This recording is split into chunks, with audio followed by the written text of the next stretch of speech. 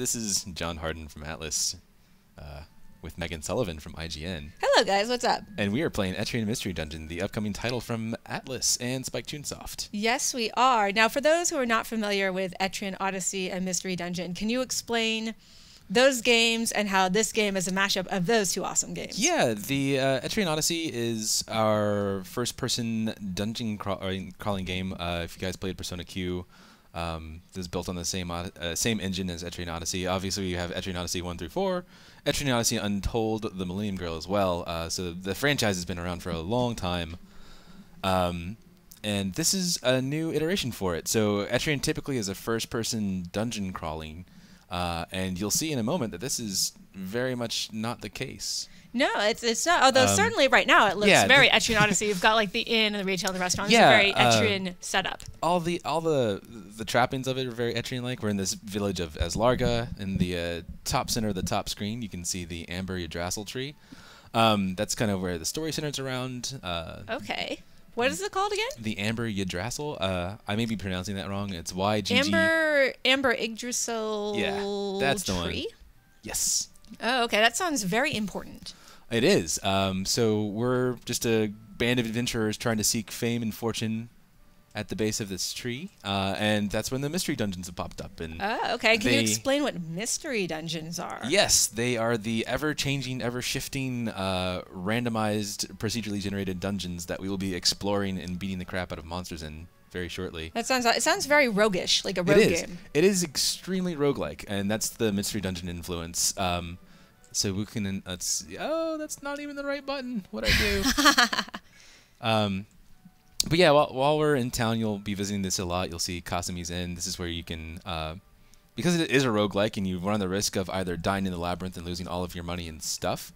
Kasumi's Inn is where you can store it. So if you have some awesome items or some money you want to squirrel away. Well, that just took care of the question I was just leading up to, which is, will I be able to keep or store items if I fall in a dungeon? Because that is one of the most frustrating things about a rogue game, when you have really awesome items and then you die and you're like, no! What did I do? Yeah. No. All right, so this is a place I can store my weapons and armors, anything not on me, basically. Basically, yes. So we're going to actually be a smart adventurer and take an Ariadne thread. And if you're familiar with Etrian Odyssey, you know that's your little emergency, get me out of here. Yeah, get me out of here quick. We've got some other really useful stuff. I'm going to take a teleport sigil because there's some fun we can have with that if RNGesus plays nice with us. All right, and we've got all sorts of ones. We've got fireball delaying. Yeah. All of that good stuff. So yeah, again, like a roguelike, there are plenty of little items that you can find around in dungeons that'll help you out. And are there like scrolls and traps and things like that? Oh, yeah. Okay, I'm looking forward to seeing those. Are there monster houses? There are monster houses. There are monster houses. Okay. I remember playing a rogue for the first time and running into a monster house and like, what the heck is this? So we have the channel retail as well. Like Etrian Odyssey series, this is where you can buy weapons, armors, accessories, and items. And you also have the Forge, which is the ability to enchant some of the weapons we have. So we can add an ability. Oh, no. We can add abilities to it if we had the materials, and that's where you'll spend your time foraging in the dungeons, like in Etrian Odyssey again, where you could mine, you could chop down trees, or you could pick herbs. Very cool. So yeah. Will I be able to meld weapons or just enhance them? Just enhance them. Okay. And occasionally decurse them. Okay, that's important. So let's go and look really quick at the dungeon layouts. Please, let's do. We're gonna hang out in the haunted woods. This is the fourth dungeon in the game after the intro dungeon. You'll see here this anthill structure. So yeah. So tell me about the anthill structure. It's because the game's a roguelike and procedurally generated, we've got this, the way it's built is, you'll see the green and orange triangles. Those indicate stairways in which direction they go, so they can branch off to the left or right. On floor 2 or floor 1, you can branch off here to the left and head down, but it's a dead end, so you have to backtrack all the way back to the first floor and continue down on the same path. And that's all procedurally generated, unless, like you'll see here, we have a fort built. And these forts will lock down that anthill structure until they get destroyed, which is highly possible. Destroyed? What does this mean? Destroyed? Destroyed by what? So if you remember the FOEs from Etrian Odyssey, I do. The DOEs are Mystery Dungeons equivalent, and they will spawn randomly occasionally in these dungeons, and they'll start working their way up. As you go down a floor, they'll go up a floor, and they'll slowly hunt you down. And if they get out, really bad things happen. The DOE will actually destroy one of those places in town, and you won't be able to use it until you pay to rebuild it. Okay, that's intense. Yeah. So my job is to stop that thing before it does that. Yeah, exactly. So you may feel that you're like rolling in dough, but then something like that happens, and you're like, oh my god, I need to go grind up some more money so I can fix this town that I accidentally let get destroyed. My bad, guys. So there is a way to repair the town if this happens. It's not like gone forever. It's like, well, now you don't have a weapon shop. Good luck, kid. Yeah, and one of the big things about Etrian Odyssey 2 is, sorry, not Etrian Odyssey, Etrian Mystery Dungeon is you'll be able to build up those things in the town. Like you saw the item shop, the inn, and the guild house where we register new players. Players will be able to level them up, and you can build, you can get better quests, you can build better equipment, all that good stuff. Ooh, we are in trouble. For some reason, I do not have a weapon and armor equipped. That is a lot of trouble. That is a lot of trouble. All right. Well, do you have it on you? Do we need to go back? I don't. I think I may have died earlier and lost my weapon. Oh no. Well, this is a good tutorial on if you enter a dungeon and you forgot to equip yourself, what can you do? We can panic. That's what we can do. Everybody calm down. All right. So we are right by the downstairs.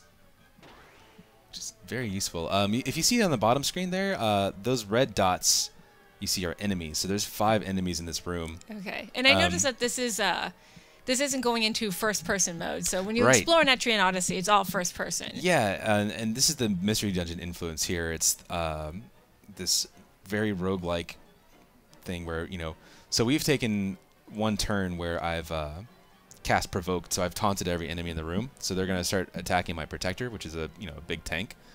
And then whatever I do next, they're going to take an action. So they're going to probably take a step closer to me to try and punch me in the face. Okay. I'm going to take a swing, and yep, there everyone goes.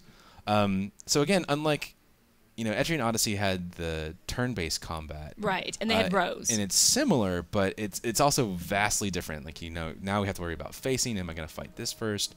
Range, everything. So I've got this guy pretty closely. I have a shield equipped, not a weapon. So I'm gonna bash his face in with my shield, and that's gonna knock him back. And if you knock him back, does that delay a turn? Or? Yeah, he'll have to lose a turn to take a step back. And actually, this guy down here that's purple and glowing and really pissed off has a lot of armor. So I'm just gonna keep doing that to him. Because my Protector is going to be able to absorb these orange guys really well. Right. Now, so is your Protector your leader in this case? Yeah, we've selected the Protector as a leader. I think Protectors are awesome to start off with, but we can swap the leader at any time. And what is the advantage of swapping the leader? The person you're not controlling, or the people you're not controlling, are controlled by AI. Okay. So they're going to decide what's going to be best for the situation. There's some cases where you think, maybe I need to, or maybe I know this enemy is weak to ice or lightning, so we'll do that with the Rune Master. We'll try and paralyze it with lightning, or we'll just nuke it. That works too. That works really well. So you see in this option, we're not, the medic has already chosen what he's going to do because of the AI. Right. We just get the option of selecting the target since we have 2 people in range. So you're going to punch the orange guy. We're still in the Rune Master, and this is something I screwed up so much when I was starting off playing this. I would not use, if you hold down Y, you'll pull up this little menu, and just changes the way which direction you're facing. Spinning in a circle. So we can hit that guy, or we can hit this guy right here, depending on who we want to take out first. But occasionally you'll do that, and you'll nudge it in the wrong direction, and you'll just cast a spell in an empty square, and you'll feel that you're a very silly person. Oh no, okay. So our Protector, their taunt wore off, and now, because of that, they've poisoned our medic. But so while we're discussing sort of Protectors and medics, for those who are not already familiar with Etrian Odyssey's different classes and different jobs. Can you explain a little bit about who's in your party and what they do? Yeah, sure. Our protector's our main tank. They have a really high defense stat, as you'd expect a tank to have, but they also do a good amount of damage, and I really like them because some of their defense skills let them, cast binds on enemies, so they can bind their arms and reduce the amount of incoming damage. They also have a really awesome passive ability to regenerate TP, which is like mana. Right. When they get hit. So if you see that little 4 that pops up every time they get hit with a physical attack, that's her regaining mana, which is super duper useful. So now, if you see, I'm playing the Rune Master. This is your pretty part and parcel mage character. Right. Uses all the elements: Fireball, Ice Lance, or Ice Lance and Lightning.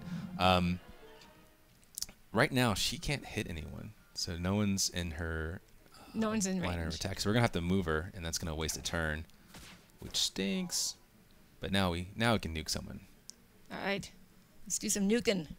All right. Medic, of course, is your standard medic. They can heal. They can remove debuffs like poison and sleep. They can even revive people if you have enough skill points. Right. Yay! Oh, you're doing good. And so despite how it's going on the video, the game actually does feel really fast-paced. Like we've just cleared this room of 4 enemies, which is a decent amount of enemies. It's pretty good. We're going around as the Landsneck now. He is a melee damage character. He can, depending on, actually we'll show it right here. Here's your skill screen. This should be very familiar to Etrian fans. What we can do is, depending on how you want to build him, you can either put things in Iron Wall, which makes him really tanky, or you can build up some of his offensive abilities, depending on. Do this. Oh, we have some extra points, so we're gonna. Very nice. We're gonna give him a good AOE attack. Right. Now, what is the stuff on the ground there? Can you explain what those are? So remember earlier when we were talking about the Amber Yggdrasil tree? Yes. Yggdrasil. That's how you pronounce that, isn't it? I believe so, but. So you are the. Oh no, I fell victim to the being too eager. So there was a treasure chest there, and because I wasn't paying attention, it was called a wandering box. It has a little number over it, and you'll see it on the bottom screen because it'll be flashing blue. Right. And you have that many turns to get to it. If you don't get to it in that many amount of time, it just completely disappears. Okay, so there's even strategy in terms of getting treasure in the game. So if you're a good studious dungeon crawler, you'll use this function, which is the watch function, and you can look around the room and kind of see where everything is. This enemy down here is asleep, and he's just taking a nap. And we're going to avoid attacking it. Hopefully our party members won't attack him, because this glowy effect around him means he's special. He's, does a little bit more damage, higher level. Okay, so you kind of want to leave him be then. Yeah, we're going to try and clear out the rest of the things first. And this hare down here is a real jerkbag. He'll cast a lightning spell on us. So we're going to actually pick the protector to be our leader again. All right, good idea. Taunt everyone. And she's going to sort of draw all their aggro towards her. Hopefully. She has a high chance to do it, but sometimes it doesn't matter, and we almost lose our mage, our Rune Master. So let's see. We're going to make sure she's facing the right way, and then we're going to smite this thing. And that means we've bound that hare's arms, so it can't do very much physical damage to us. Very useful, especially against bosses and DOEs. Our Rune Master just cast a Storm Rune spell, and that's paralyzed everything. But it's unfortunately woken up this very difficult monster down here. Okay, I was just going to ask how you could avoid awakening the monster. I guess if you're within the vicinity, you're going to wake him up. Yep, or that was an unfortunate bit of circumstance. Again, my taunt's worn off, and that fanged vine up there is kind of wailing on everyone.